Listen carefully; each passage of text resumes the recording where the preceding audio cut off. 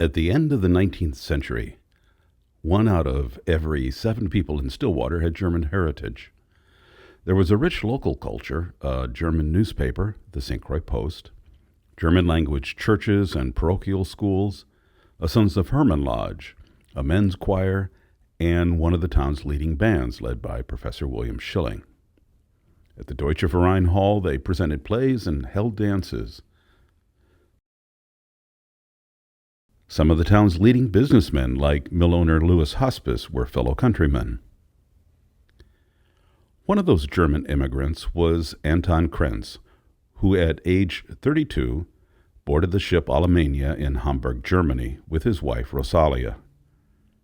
After arriving in Stillwater in 1868, Krenz took up his trade as a mason and worked on many of the city's major construction projects, including the prominent business block built for his fellow countryman Theodore Jassoy.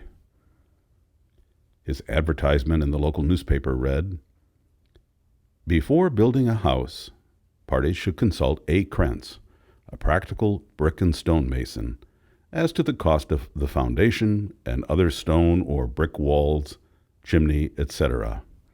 He guarantees good work at moderate prices."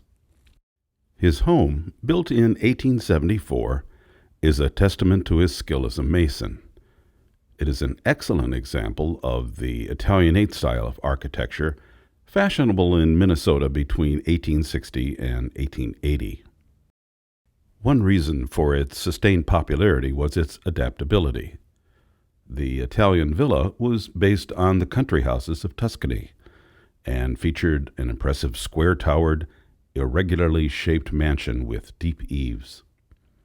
Its cousin, the Italianate bracketed cottage, was a bit less ostentatious, yet still it was stylish enough for a new generation of homeowners.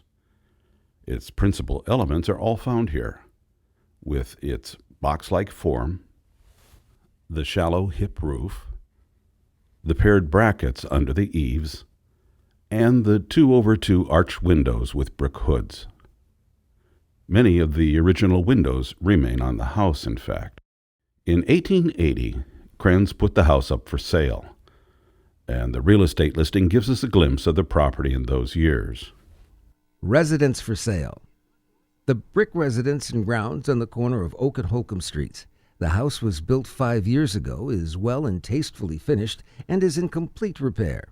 Size 24 by 32 feet, 2 stories high, with addition 16 by 20 feet, large cistern and cellar, together with barn and outbuildings, choice shade trees and shrubbery.